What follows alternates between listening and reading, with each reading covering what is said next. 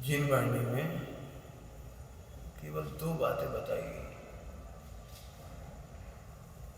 द्वादशम में any how केवल 2 बातें बताई गई।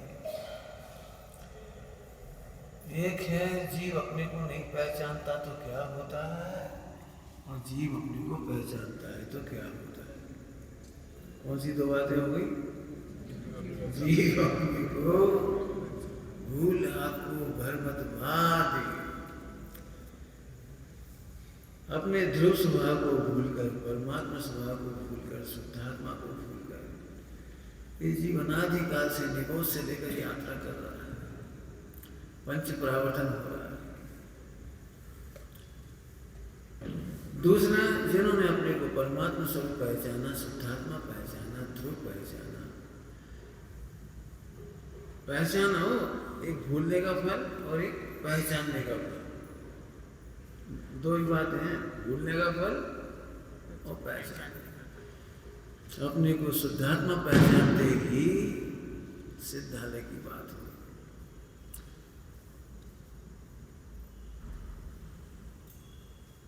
जब तक जैन धर्म कठिन लगे, इसका मतलब आप शुद्धात्मा को नहीं जानते। जब तक आपको लगे व्रत तो पास करने पड़ेगी, ये भगवान एकादशी करना पड़ेगा, बार बार नहीं खा सकते, सुविधाएं नहीं मिलेंगी, उन्होंने शुद्धात्मा को नहीं जाना। आपके पास छोटा सा समय है, छोटा सा, हो सकता है 10 साल हो, 20 साल हो, 30 साल हो, 40 साल हो, 50 साल हो। इन 50 सालों में चाहो तो आप 5 इंद्रिय के विषय भोग की सुविधाओं में भोगो, और चाहो तो शुद्धात्मा को जानकर मोक्ष मार्ग में लग जाओ। सुविधाओं के चक्कर में निगोद और शुद्धात्मा के आश्रय से सुख। बस पहला फैसला ये कर लो, सुख चाहिए कि सुविधा। सुविधा थोड़े समय की मिलेगी, उसके बाद समुद्र में कोई सुविधा नहीं है, नरक में कोई सुविधा नहीं है, त्रियंश गति में कोई सुविधा नहीं है, निगोद में कोई सुविधा नहीं है। दूसरा है शुद्धात्मा को जानने के बाद सुख। जिन्हें सुख चाहिए उन्हें सुविधा नहीं चाहिए, जिन्हें सुविधा चाहिए उन्हें सुख नहीं चाहिए। सरल दृष्टांत है, बिल्कुल सरल दृष्टांत। जो बच्चे अनुशासित होते हैं, जो विद्यार्थी अनुशासित होते हैं, वे टीवी नहीं देखते, वीडियो गेम नहीं चलाते, वे इधर गप्पे नहीं मारते, फालतू बातें नहीं करते, कुसंगति नहीं करते, गंदे दोस्त नहीं बनाते, ठंडों में भी पढ़ाई करते हैं, रजाई में सो नहीं जाते, गर्मियों में भी बिजली हो या ना हो पढ़ाई करते हैं। एनी हाउ पढ़ाई पढ़ाई पढ़ाई। जो बच्चे सुविधाओं में पढ़ जाते हैं वे पढ़ नहीं पाते, और जिन्हें मालूम है कि विद्या की आराधना करने से, सरस्वती की आराधना करने से मुझे नौकरी भी मिलेगी और सुविधाएं भी मिलेगी, वे पूरे 25 साल 10 साल 25 साल जितना ही पढ़ाई करते हैं लगन से करते हैं। बोलो भाई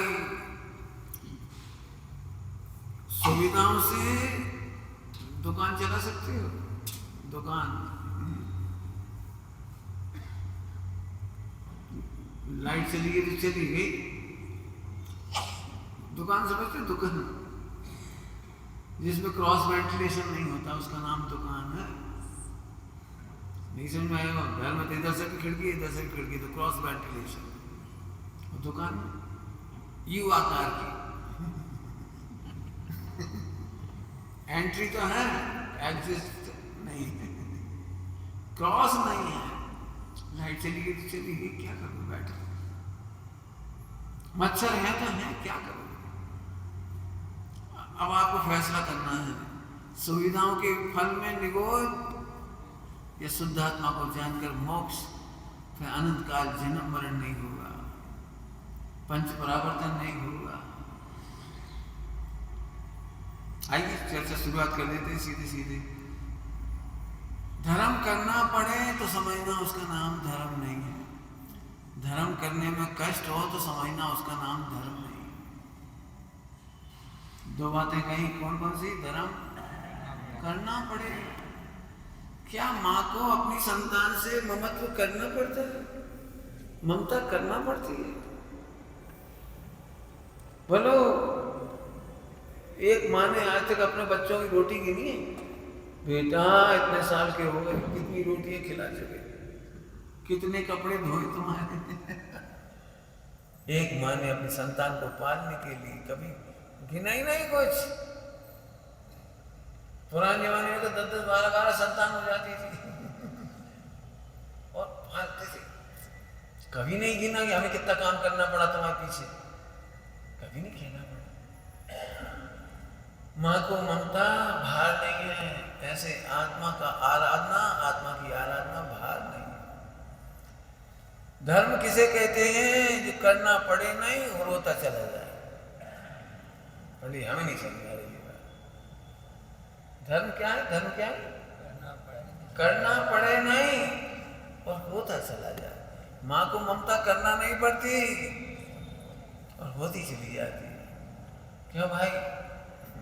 क्रिकेट कैसी लगती है? बोलो बोलो, डरो मत। कैसी लगती है क्रिकेट? बच्चा अलाउ कर दो, 6 बजे से खेलने चले जाओ मैदान में और 1 बजे तक सेंचुरी मारता है। क्यों बेटे? भूख लगती है? नहीं लगती। प्यास लगती है? नहीं लगती है। यही बालक को किचन में बिठा दो 7 बजे से, हो सकता है 1 बजे तक 25 बार मुंह जूठा कर ले। भूख लगी, फिर दूध, फिर चाय, फिर बिस्किट, फिर फला, फिर ककड़ी, फिर केला। इसी बच्चे को खेलते समय इतना आनंद आ रहा है कि त्याग करना नहीं पड़ा। क्या बोला मैंने? त्याग करना नहीं पड़ा। क्यों भाई? सेंचुरी मारते हो तो कितनी बार पानी पियोगे? कितनी बार आइसक्रीम याद आएगी?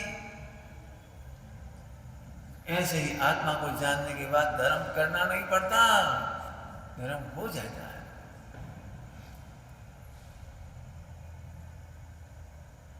ठीक है?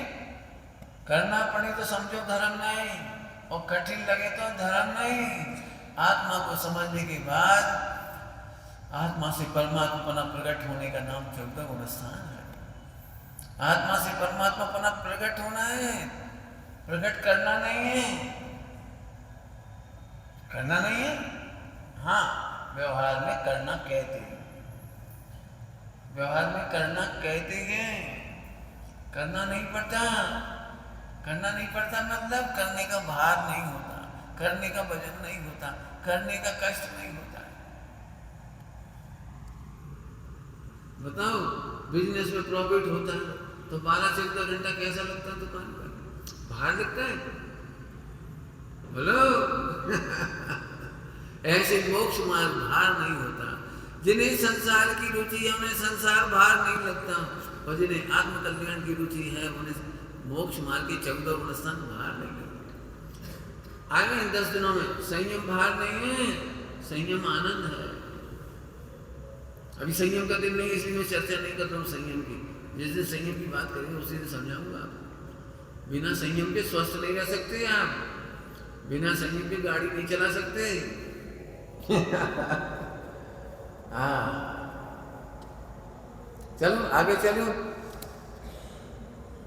कैसा है हमारे 10 लक्षण धर्म जो हमारे मुनि भगवंतों के जीवन का श्रृंगार है, अतीन्द्रिय आनंद का उत्सव है।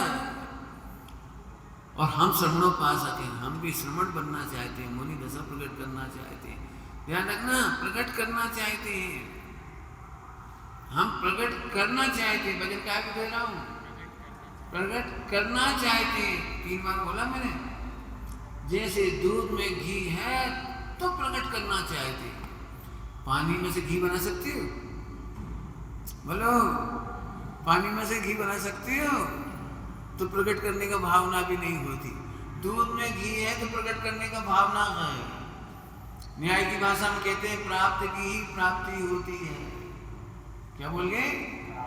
प्राप्त की ही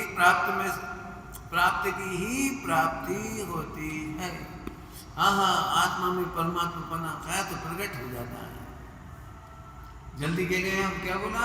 आत्मा में परमात्मा पना है क्यों? तुम्हें परमात्मा है?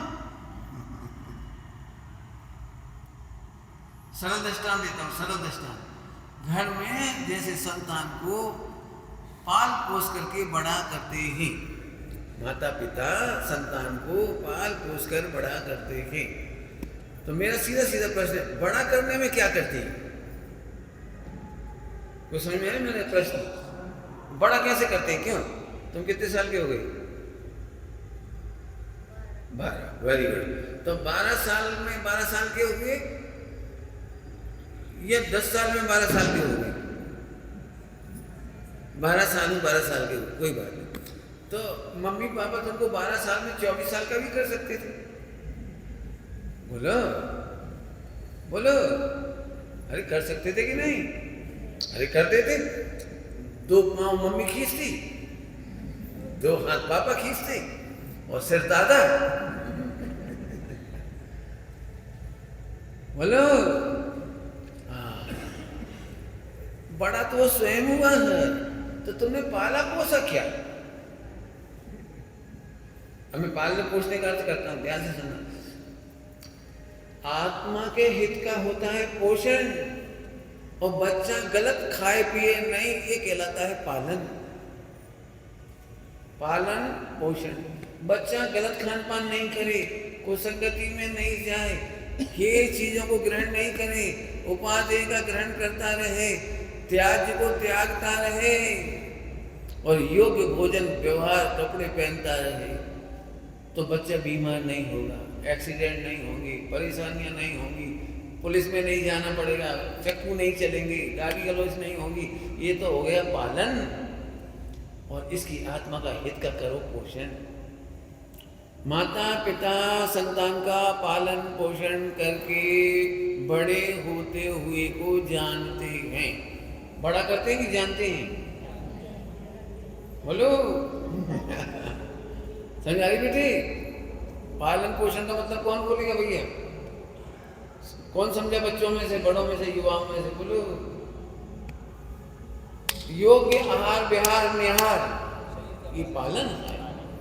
और आत्मा में मिथ्यात्व ना हो, सम्यक हो। आत्मा में सम्यक दर्शन ज्ञान चारित्र हो। हमारे बच्चों को खुमारी हो, मैं भगवान बनूंगा। ये 10 लक्षण पर्व काय के प्रारंभ हुए पता है? आत्मा से परमात्मा बनने का पर्व है।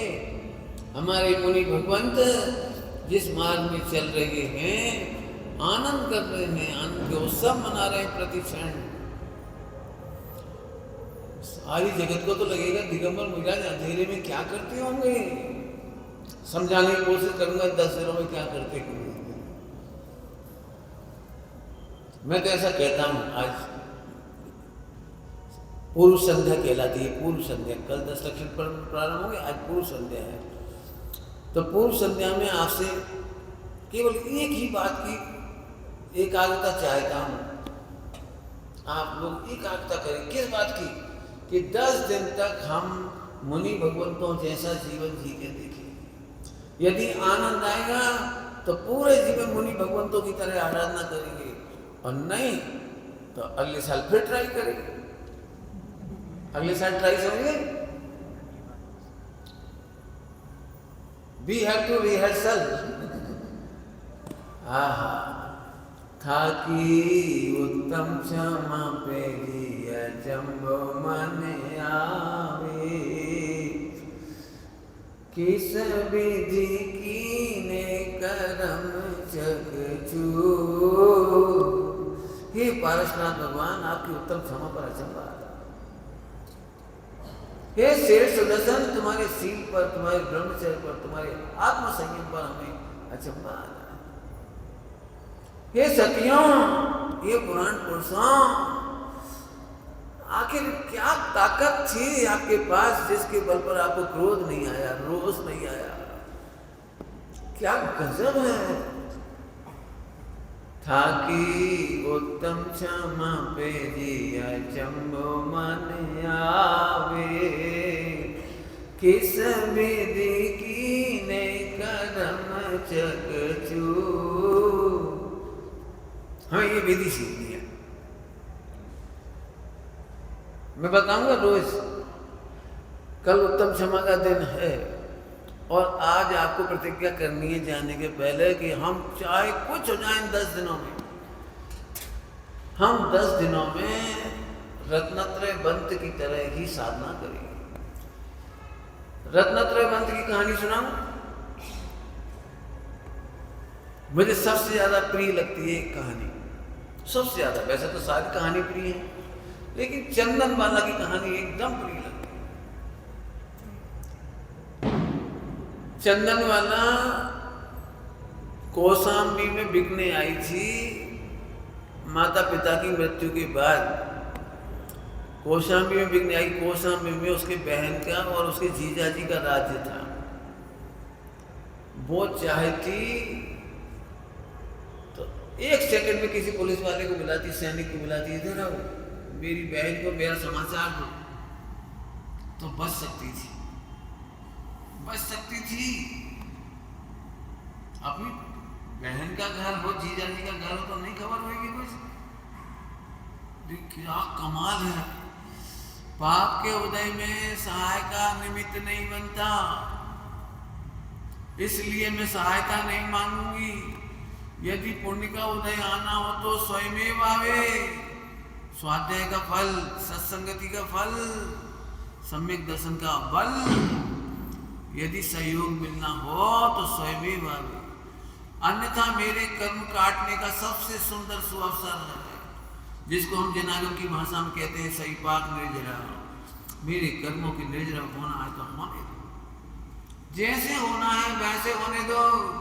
मुझे कोई अपील नहीं है कि मेरे कर्म का उदय नहीं आए। चंदन वाला मालूम कौन थी? महावीर भगवान की सगी मौसी।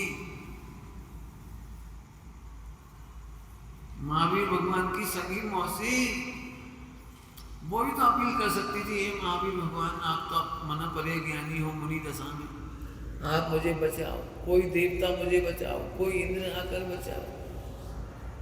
देवता और महावीर भगवान को तो छोड़ो, अपनी सगी बहन को भी नहीं बुलाया। बिक गई। उस दिन हो सकता था हाट बाजार में से कोई बेश्या खरीद के ले जाती, कोई पापी खरीद के ले जाता, लेकिन फिर भी अपील नहीं की। सेठानी ने कितना किया उसके साथ, सबको कहानी मालूम होगी, लेकिन रोई नहीं, रोई नहीं। भजन काय पे दे रहा हूं, सुनना सभी लोग, रोई नहीं। अपने कर्मों को कटता हुआ देखकर मुस्कुरा रही थी। ये मेरा अंतिम नारी का भाव है, ये मेरा अंतिम नारी का। कर्म काटे बिना निकलने की कोई व्यवस्था नहीं है। कर्म काटे बिना कोई मुक्ति में नहीं गया।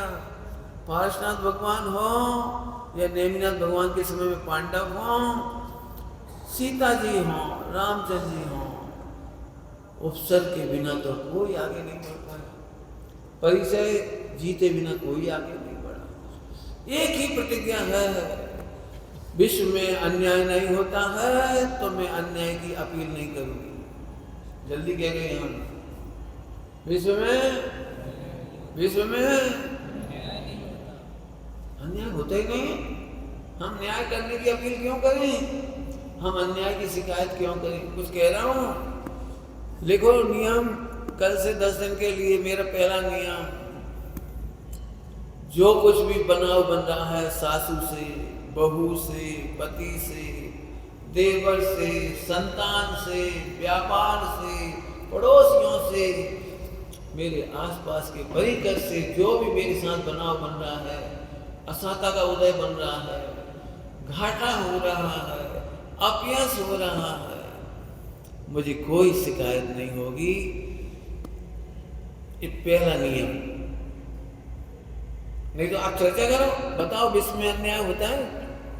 बोलो, आप रोज पढ़ते होगे, स्वयं किए जो कर्म सुभासु फल निश्चय ही देते, करे आप फल दे अन्य तो स्वयं किए निष्फल होते, अपने कर्म सिवाय जीव को कोई न फल देता कुछ भी।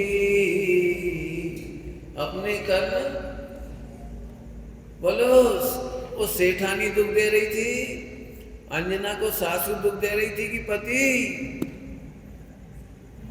अपने कर्म सिवाय जीव को कोई न फल देता कुछ भी।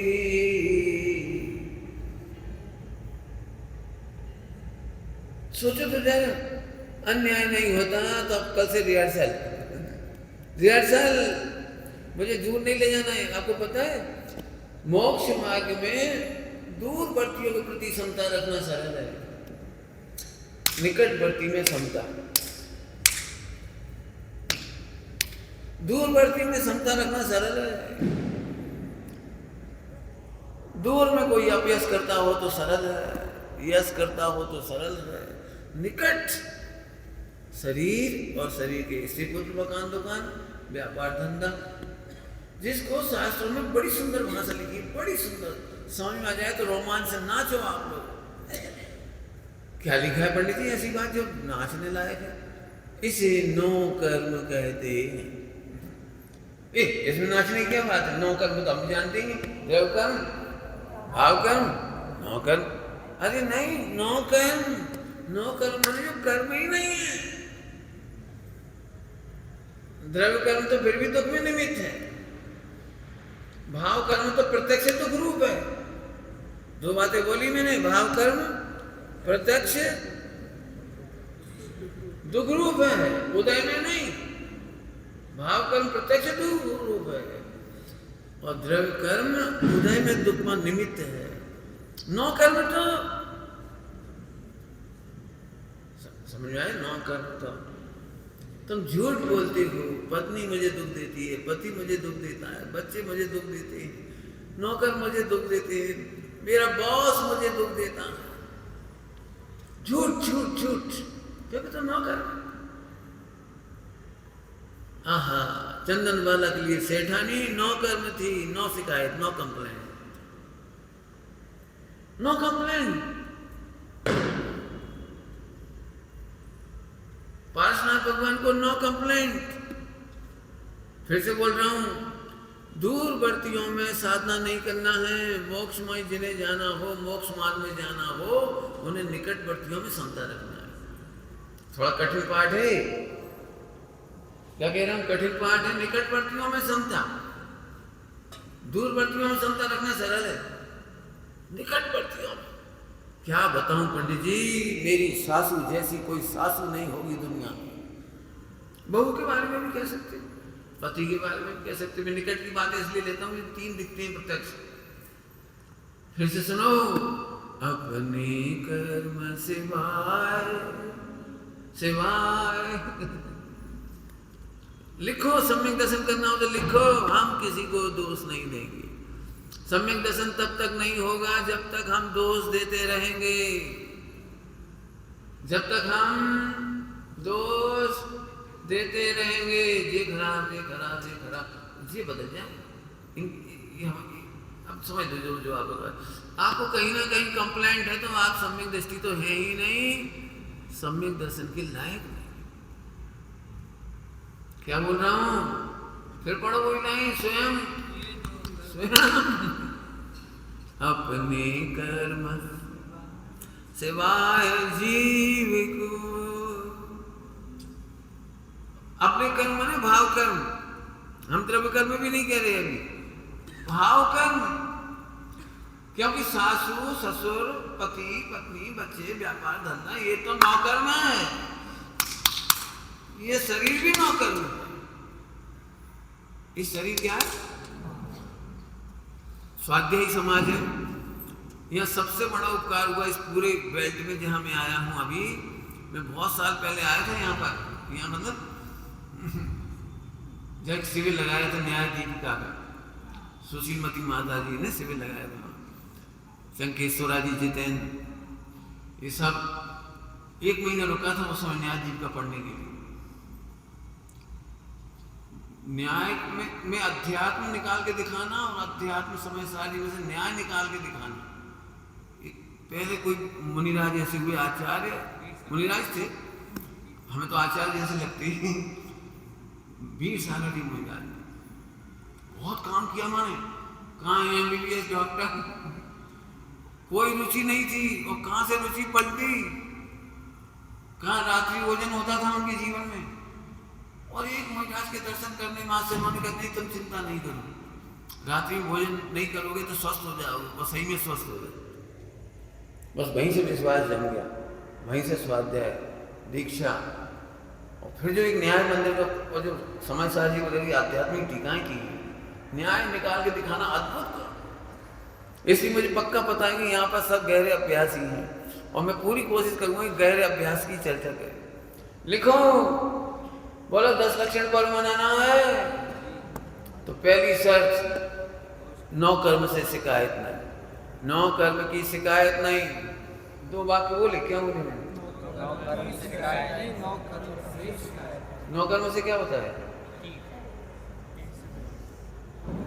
9 कर्म से और 9 कर्म की, 9 कर्म से और 9 कर्म की, 2 शब्द बोले अलग अलग। हमने आपसे कुछ कहा तो आप 9 कर्मों मेरे लिए। हमने बहू की शिकायत पति से की तो पति भी 9 कर्म है और बहू भी 9 कर्म है। समझ गए? 9 कर्म की शिकायत 9 कर्म से।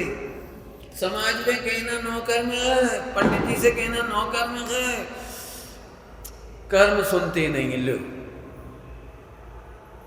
3 प्रकार के कर्म कौन कौन से? द्रव्य कर्म, भाव कर्म, 9 कर्म। ठीक है? द्रव्य कर्म सुनते नहीं है, द्रव्य कर्म सुनते नहीं है, और इनकी शिकायत भगवान के सामने करें तो वे 9 कर्म है, भगवान भी नहीं सुनते। अब बच्चा कौन? बच्चा कौन? मुझे इतना आनंद आ रहा है सुनना, एकदम काम की बात, बिल्कुल शॉर्ट में कह रहा हूं। फिर से सुनो, 9 कर्म की शिकायत 9 कर्म से नहीं करेंगे। इनसे मेरे शरीर की, जब मेरे शरीर, मुझे बुखार आ रहा है, मुझे बीमारी हो रही, मुझे सिर दर्द हो रहा है, मुझे हार्ट अटैक हो रहा है, कुछ भी हो रहा है, मैं इसकी शिकायत भगवान से नहीं करूंगा। भगवान मेरे लिए 9 कर्म, और ये शरीर भी 9 कर्म। तो 9 कर्म की शिकायत 9 कर्म से नहीं करेंगे। क्यों नहीं करेंगे? उत्तर सुनना ध्यान से। क्योंकि शिकायत करना भाव कर्म है। आहा, भाव कर्म नहीं रहा, भाव कर्म नहीं रहेगा तो द्रव्य कर्म नहीं बचेगा, और द्रव्य कर्म नहीं हो तो 9 कर्म की शरण में जाने की जरूरत, शरीर ही नहीं रहेगा। हाँ, कितना गजब है। एक लाइन में मोक्ष मार्ग। बोलो भैया, मैं कठिन पढ़ाई नहीं पढ़ा रहा हूं। द्रव्य कर्म, भाव कर्म, 9 कर्म। जिन्हें समझ में नहीं है, नए बच्चे तो बोलते रहे बेटे हाथ खड़े करके, समझ आ रही बेटे? कौन कौन से कर्म बोले? 8 कर्म को द्रव्य कर्म कहते हैं और कंप्लेंट को भाव कर्म कहते हैं, कंप्लेंट। और जिनसे कह रहे हैं, जिनके बारे में कह रहे हैं, वो 9 कर्म कहलाते हैं। यहाँ अन्याय नहीं हो रहा है, यहाँ अन्याय नहीं हो रहा है। द्रव्य कर्म में अन्याय नहीं हो रहा है, द्रव्य कर्म में अन्याय नहीं हो रहा है, और 9 कर्म में भी अन्याय नहीं हो रहा है। अन्याय हो रहा है, आज से हमारा कंप्लेंट खत्म हुई तो भाव कर्म खत्म हुआ, कंप्लेंट खत्म हुई तो एक्सपेक्टेशन खत्म हो गई तो राग खत्म हुआ, और कंप्लेंट खत्म हुई तो द्वेष खत्म हुआ।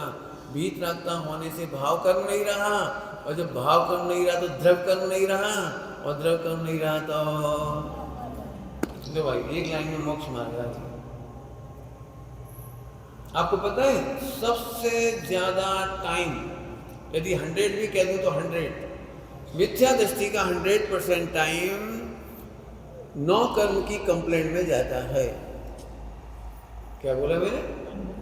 9 कर्म की कंप्लेंट में, और इंग्लिश के शब्द बोल रहा हूँ, एक्सपेक्टेशन। हे प्रभु मैं सुखी हो जाऊं। भगवान कह रहे हैं हम क्या करें? हम क्या करें? हे पारसनाथ भगवान हमारा संकट दूर करो। पारसनाथ बोले, प्रभु पारसनाथ भगवान बोले कि मेरा संकट किसने दूर किया तुम बताओ।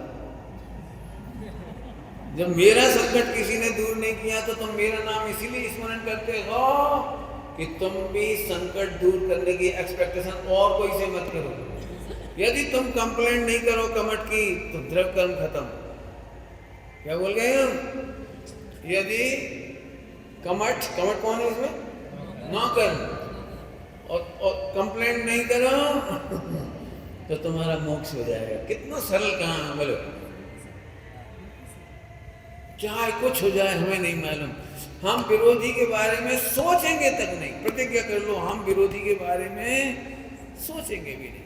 टोडरमल जी का बहुत विरोध हुआ, 138 नंबर के पेज पर उसकी चर्चा की टोडरमल जी। तो आप ऐसा लिखते ही क्यों हो, ऐसा कहते ही क्यों हो जिससे विरोध हो? फिर क्या होगा? अच्छा प्रकरण खोला उन्होंने, बहुत अच्छी पंक्ति सुनाकर मैं एक बात कहना चाह रहा हूँ। टोडरमल जी साहब ने कहा हम तो विरोध का विरोध नहीं करेंगे। तो आप बोलो ही मैं ना जिससे विरोध हो। तो टोडरमल जी साहब ने कहा है हम किसी का द्वेष से विरोध करें तो हमारा बुरा हो, लेकिन यदि हम कुशील का निषेध करें, यदि हम शराब का निषेध करें, दारू का निषेध करें और कलाल को दुख हो, और हम साचे झूठे का भेद, खरे खोटे का विवेक सिखाएं और कोई ठग दुखी हो तो हम क्या करें? हम क्या करें? हम सील का उपदेश दें और वेश्या दुखी हो तो हम क्या करें? टोडरमल जी साहब ने लिखा है ऐसा तो विश्व में कोई उपदेश नहीं है जिससे सब प्रसन्न हो जाए। क्या क्या लिखा है टोडरमल जी साहब ने? ऐसा तो विश्व में कोई उपदेश नहीं है कि सब प्रसन्न हो जाए। ये अपने लिए आदर्श है। कल उत्तम क्षमा का दिवस है। एक दिन पहले से कह रहा हूं, सुबह उठ करके सबसे पहले उत्तम क्षमा धर्मांगाय नमः, पार्श्वनाथ जैनदेव नमः, जितने भी उपसर्ग के विजेता हैं उन सबको नमस्कार। 3 कमलों को मीरा जी को नमस्कार। हे प्रभु, मैं रुक गया, बोलते बोलते रुक गया। खालिस्तान मैं भर के दिखा रहा हूं, आप नहीं भरना, आप गलत भर सकते हो। हे प्रभु, आज कोई गुस्से का मूड ना बने, आज कोई मेरे प्रतिकूल प्रसंग नहीं बने, ये नहीं चाह रहे हम। हे प्रभु, आज हमारी उत्तम क्षमा की परीक्षा हो।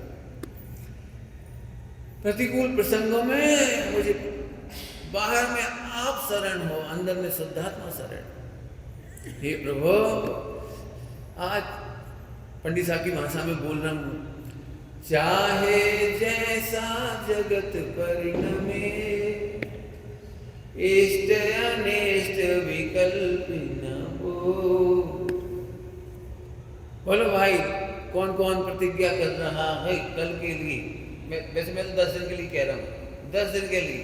चाहे कोई प्रसंग आ जाए, हर अवसर को, हर परिचय को, हर संकट को ध्रुव की साक्षी से देखते रहेंगे, गाय की साक्षी से देखते रहेंगे। अपने अपने लिख लो। बिल्कुल नहीं लिखोगे तो नहीं चलेगा, होमवर्क है। मैं तो इसी मूड में आया हूँ, वर्कशॉप कराई जाए। वर्कशॉप पढ़ाना कम, अभ्यास ज्यादा है। जो बिल्कुल नियम नहीं लेना चाह रहे वो इतना नियम ले लो कि दिन भर में 10 बार तो ट्राई करेंगे, 11वीं बार में गुस्सा आएगी तो देखी जाएगी, लेकिन 10 बार तो कम से कम आप तो कर सकते हैं। 5 बार का तो कर सकते हो। आपको बहुत आनंद आएगा, बहुत आनंद आएगा, जीतने का बहुत आनंद आएगा। कैसे जीतोगे इसकी विधि सुबह बताऊंगा। जरूरत पड़ेगी तो खड़े होकर पढ़ाऊंगा मैं आपको। उस पर एक एक पॉइंट आउट करेंगे उसमें से। आज बहुत विचार चल रहा था, पूरा विश्व क्षमा स्वभावी है। कैसा है? पूरा विश्व में क्षमा ही क्षमा है। समझ कुछ नहीं आया। क्षमा कहां से होगी? चलो दूर मत जा, आत्मा में ही चलो। आत्मा अनादि अनंत क्षमा स्वभावी है, तभी तो तेरे मिथ्यात्व को पनिश नहीं करता। जैसे ही तू शुद्धात्मा को देखता है, तत्काल तुझे सम्यक दर्शन देता है। ये उत्तम क्षमा का दृष्टांत है। अनादि के मिथ्यात्व वाली परिणति को, श्रद्धा को कितनी देर में? अनादि के मिथ्यात्व को, श्रद्धा गुण की इतनी बड़ी गलती को, 70 कोड़ा कोड़ी वाली गलती को श्रद्धा गुण एक साथ एक समय में क्षमा कर दिया। पूजा पड़ी होगी, क्षण भर निज रस को पीछे तन, मिथ्या मन को धो देता। कितनी देर में? बताओ, ऐसा क्षमाशील आत्मा देखा? बोलो, मिथ्या ज्ञान को सम्यक ज्ञान का पुरस्कार मिल जाए। एक अनादिकाल का मिथ्या ज्ञान, एक समय सम्यक ज्ञान, सम्यक शायद अनादिकाल की गलती करने वाले को प्रभुता, केवल ज्ञान, मोक्ष। ये क्षमा स्वभावी नहीं होता तो कैसे होता? बोलो, इसी समय सम्यक दर्शन लेने में कौन समर्थ नहीं है? बोलो, कौन समर्थ नहीं है? क्षमा स्वभावी है आत्मा। क्षमा करने में कष्ट नहीं होता है, क्रोध करने में कष्ट होता है। जल्दी कहेगी, क्या बोल रहा हूं मैं? क्षमा करने में कष्ट नहीं होता है, क्रोध करने में कष्ट होता है। 2 बार क्यों बोला? कंफ्यूजन है इधर अपने को। ऐसे कैसे क्षमा करते हैं, ऐसे कैसे क्षमा करते हैं? हम क्षमा नहीं कर सकते। ये कसाय बोल रही है, क्रोध कसाय, क्षमा नहीं बोल रही। कष्ट हो रहा है तुम्हें, क्रोध का कष्ट तुम्हें क्षमा नहीं करने देता। क्षमा करना सरल है कि क्रोध करना सरल है? कल सुबह बताऊंगा। ऐसे चुटकियों में सरल हो गए। ऐसे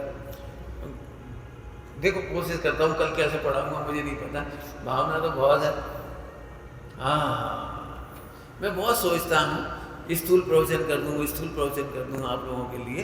नए लोग बहुत बैठते हैं, नए लोगों को समझ में आएगा कि नहीं आएगा। फिर भी मैं सोचता हूँ कि मुझे क्रोध नहीं करना चाहिए। नहीं समझ में आई फिर क्या कहने हैं? अनादि से जीव पामर मानता है, स्त्री पुरुष मानता है। उसे ये 10 दिन तो अवसर है कि वो शुद्धात्मा समझ ले, शुद्धात्मा सुन ले, उत्पाद वैध ध्रुव युक्तम सच समझ ले, ध्रुव स्वभाव को समझ ले, रत्नत्रय की भावना भाले, और इसी समय में ये ना बताऊं तो ये अनंतानुबंधी क्रोध है मेरा आपके ऊपर। जल्दी कह गए, हम क्या कह रहा हूं मैं?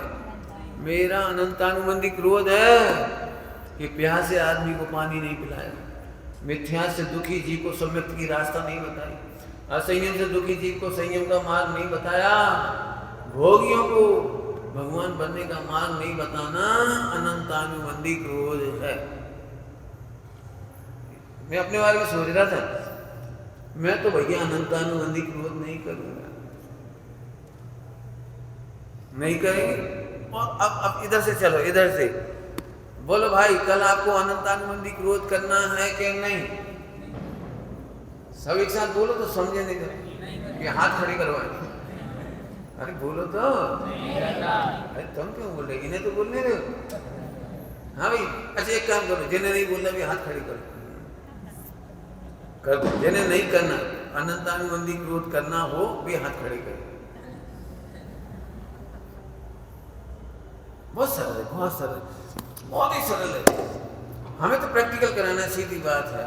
जिन्हें अनंतानुबंधी क्रोध कैसे कहते, पहले ये समझ लो। पत्थर की लकीर, स्वाध्यायों को जल्दी समझ में आ गई। पत्थर में एक लकीर खींचो, पत्थर में लकीर टाँकी से ऐसे ऐसे खींचो, इसे मिटाना कितना सरल है।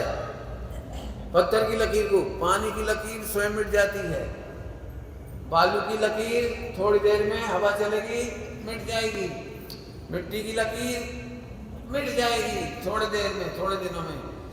पत्थर की लकीर मिटाने का कितना सरल रास्ता।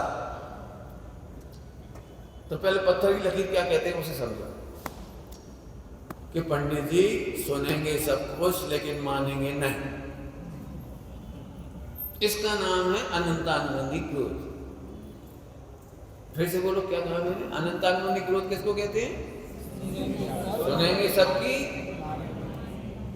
करेंगे मन की। भगवान जो बोलते हैं भगवान के साथ गए, आचार्यों की बात आचार्यों के साथ गई। 10 दिन की बात है, हमें फंसाओ मत, हो सके तो हंसाओ ताकि हम 10 दिन आ जाएं।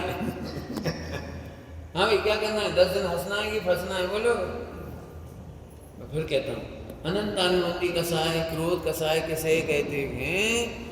कि हम आत्मा से परमात्मा बन सकते हैं, मान सुन करके भी मानेंगे नहीं। क्या बोला? आत्मा से परमात्मा बनने की विधि सीखेंगे नहीं। इसको कहते हैं पत्थर की लकीर। पत्थर की लकीर को के 5 लक्षण हैं। पत्थर की लकीर के 5 लक्षण, बहुत सरल है। अनंतानुबंधी क्रोध मिटाना बहुत सरल है, बहुत सरल है, बहुत सरल है। उनमें 5 बातों का ध्यान रखिए। आप देव के प्रति गुस्सा मत करिए, शास्त्र पर गुस्सा मत करिए, गुरुओं पर गुस्सा मत करिए, दिगंबर मुनिराजों पर। देव, शास्त्र, गुरु और साधारणी और शुद्धात्मा, ये 5 के प्रति खिलाफत नहीं करना, गुस्सा नहीं करना, तो अनंतानुबंधी गई। 5 बातें याद हुई? बोलो बेटे, कौन बोलेगा? देव, शास्त्र, गुरु, साधर्मी और शुद्धात्मा। फिर से बोलो, देव, शास्त्र, गुरु, साधर्मी, शुद्धात्मा। इन पर कोप नहीं करेंगे, गुस्सा नहीं करेंगे। देव, शास्त्र, गुरु पर कोई गुस्सा होता है क्या? और आत्मा पर और साधर्मी पर, ये 5 बातें ध्यान रखना। यदि इन 5 मामलों में फैल होते हैं तो अनंतानुबंधी क्रोध होता है। कौन सा क्रोध होता है? कौन सा होता है? और अनंतानुबंधी कैसी होती है? पत्थर की लकीर। ठीक, अब मैं थोड़ा और आगे चलता हूं, थोड़ा और आगे चलता। चाहे हमारे कर्म के उदय में कुछ भी हो जाए, हम देव की निंदा नहीं करें। कैसे भगवान हैं, हम इतनी पूजा पाठ करते हैं फिर भी भगवान हमको बचाने नहीं आते, ऐसी कंप्लेंट नहीं करेंगे। शास्त्र पढ़ने से क्या फायदा, हमारे तो पाप का उदय आ रहा है, ऐसा नहीं करेंगे। और दिगंबर मुनि भगवंतों पर ऐसे शास्त्र क्यों लिख दिए इतने कठिन, ऐसा नहीं सोचेंगे। देव, शास्त्र, गुरु, साधर्मी, समान धर्मी, साधर्मी और हमारा शुद्धात्मा। चलो 5 बातें सब याद रह जाएंगी, सबको याद रह जाएंगे। अब थोड़ा अंदर चलती है बनो। अनंतानुबंधी क्रोध मिटाने का एक उपाय है। ये 5 लक्षण बताए थे बाहर से, अंदर से एक उपाय है कि मैं भगवान आत्मा से परमात्मा बनने की विधि सीखने की रुचि करूं। क्या करेंगे, क्या करेंगे? आत्मा से परमात्मा। सरल कर दो जाते जाते, प्रतिज्ञा करनी है कल। आज इसलिए मेरी एक उल्टी आदत है, पूरे देश में रात्रि में 10 लक्षण धर्म की चर्चा होती है, तब तक दिन पूरा हो जाता है और प्रैक्टिकल करने का अवसर नहीं मिलता। और मैं हमेशा एक काम करता हूँ, सुबह चलाता हूँ 10 धर्म और शाम को चलाता हूँ सिद्धांत। शाम को सिद्धांत सिखाएंगे और सुबह चलाएंगे 10 धर्म, ताकि आपको दिन भर याद रहे कि आज उत्तम क्षमा का दिन है, आज महर्दव का दिन है। प्रैक्टिकल सुबह बता देंगे। आज शाम को इसलिए बता दिया कि 10 दिन की तैयारी करानी है मेरी, शाम को इसलिए बता दिया। आज उत्तम क्षमा नहीं चलाया मैंने 10 धर्म में क्या नियम लेने हैं वो बता दिया आपको। पंडित जी आपने वो तो बताया ही नहीं। कौन सा? कि इन दिनों में हरी नहीं खानी चाहिए, लीलोतरी नहीं खानी चाहिए, और एक टाइम भोजन करना चाहिए, और कहो तो 1 मिनट सुना देता हूँ। हमारे गांव में जो होता था वो बता रहा हूँ, आपके गांव में भी यही होता होगा, क्योंकि ये संयम की भूमि है महाराष्ट्र, तो यहाँ भी बहुत संयम रहा है। 10 दिनों तक साबुन का प्रयोग करना या नहीं, ये आपको सोचना है कितना प्रयोग करना है, नहीं करना है। शरीर का श्रृंगार, लिपस्टिक, पाउडर, साबुन, इत्र, इत्र को क्या बोलते हैं अंग्रेजी? परफ्यूम, हाँ सैंड, ये आपको लिखना है आज कि 10 दिनों में करना है कि नहीं। कितने कपड़े का इस्तेमाल करना है, कितनी बार भोजन करना है, आगे आगे आप खुद ही सोच लो, ये आप समझदार हो। इन 10 दिनों तक हमारे घर परिवार में बाजार की कोई चीज़ नहीं आई। वैसे तो आजीवन ही नहीं आना चाहिए। हमारा घर इतना पवित्र रहना चाहिए कि एट रैंडम कोई दिगंबर बुनियाद पदार्थ जाए तो हम झट उन्हें पड़गान कर ले। इतना पवित्र घर हमारा होना चाहिए। बाजार की यदि वस्तुएं आएंगी तो हमारा घर पवित्र ही नहीं रहेगा, और जब घर पवित्र नहीं रहेगा तो उत्तम क्षमा हो सकती नहीं। समझ आएगा, कुछ समझ में नहीं आएगा। क्यों? हमारे घर में बाजार की वस्तुएं आएंगी तो उत्तम क्षमा क्यों नहीं हो पाएगी? क्यों? क्योंकि हम साधर्मी का अतिथि वात्सल्य नहीं कर पाए, अतिथि संविवाह नहीं कर पाए। यदि हमारे घर में दूध घी मर्यादित नहीं होगा, आटा मर्यादित नहीं होगा, मसाले मर्यादित नहीं होंगे, तो आप मुनि भगवंतों के लिए अतिथि संविवाह नहीं कर पाएंगे। अब समझ आ गया? क्रोध का गणित कहाँ से कहाँ है? क्रोध का गणित बहुत कठिन है। हाँ, ब्रह्मचर्य का पालन 10 दिन। मुझे तो बहुत अच्छा लगा चंकेश्वरा जी के बारे में मन पड़ा कि 10 दिन का टोटल मान। कल मिलना चाह रहे थे, मिलना नहीं हो पाया, तो बोला 10 दिन बाद बात करेंगे। मुझे अच्छा लगा। मैं तो सोच रहा था उनका लाभ होना चाहिए। हम लोग, हमारे इतने भाई लोग आए, सब उनकी चर्चा वार्ता का लाभ लेते। ये संयम की भूमि है।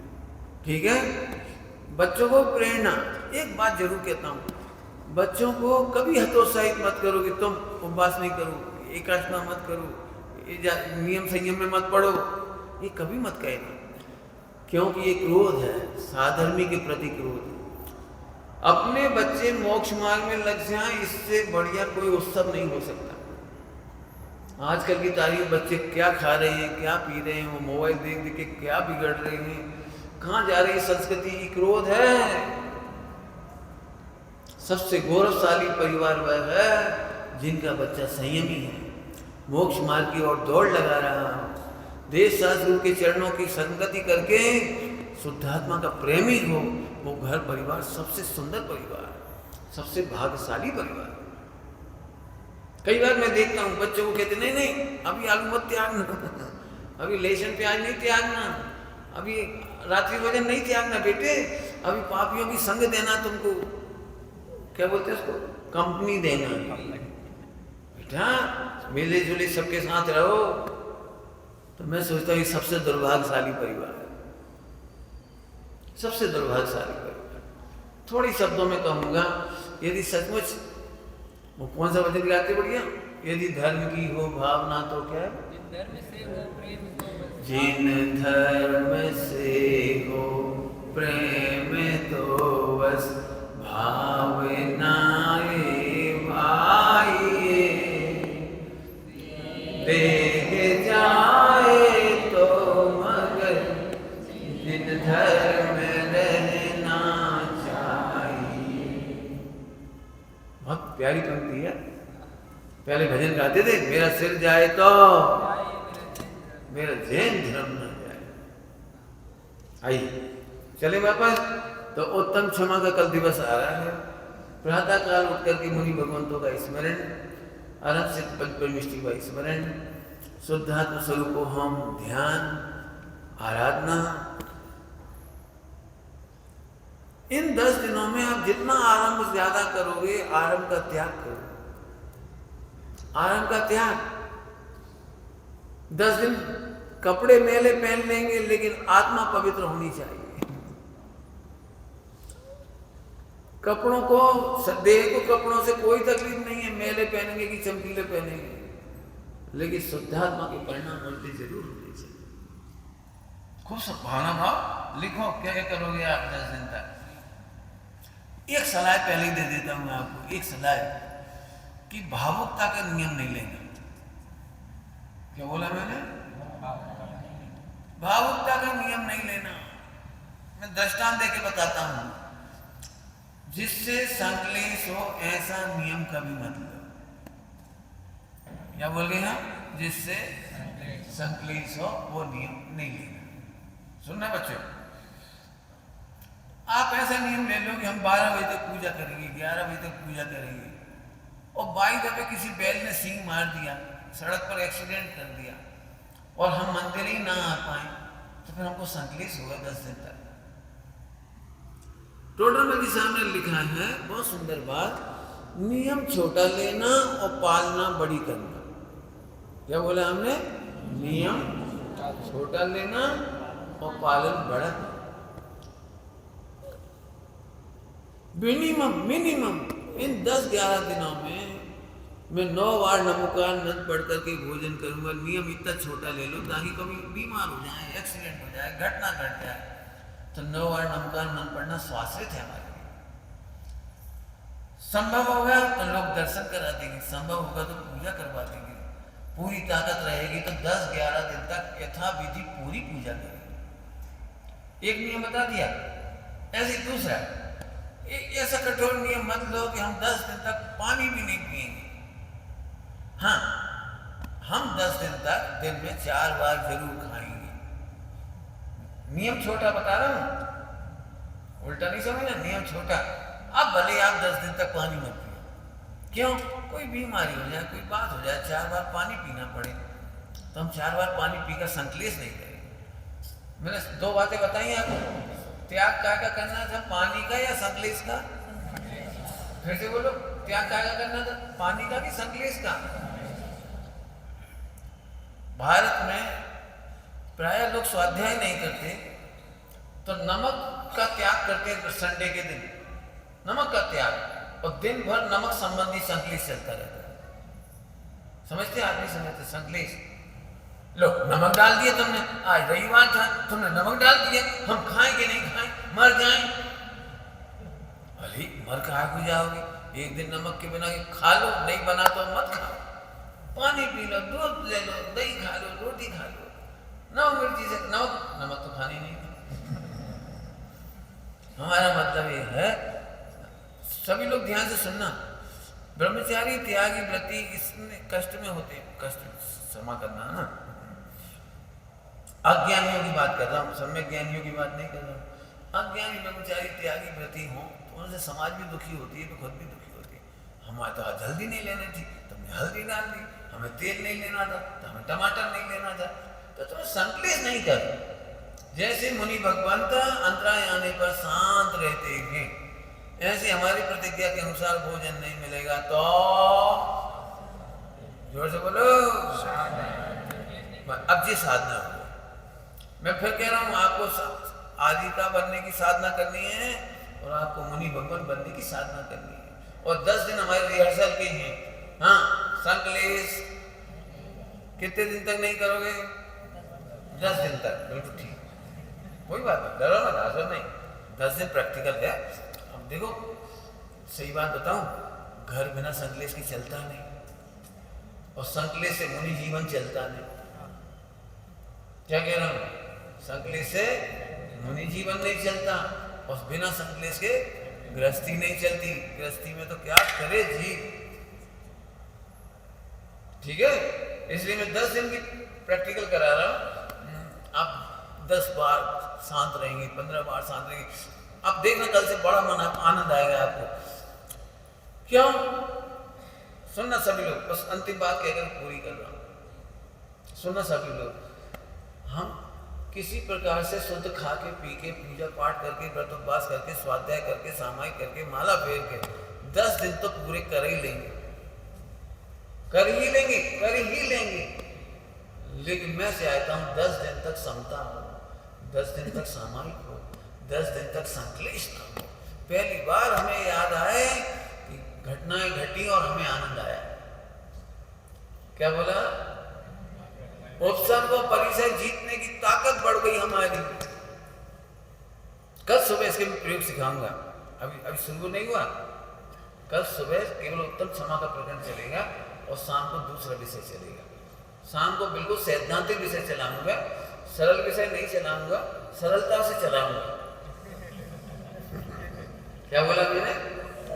हाँ, इतने पढ़े लिखे लोग, एक भी अनपढ़ नहीं है। अब वो जमाना था, वो जमाना था जब लोग अनपढ़ थे तो कहानियां किस्सा सुनाना पड़ते थे और लोग हंस के चले जाते थे।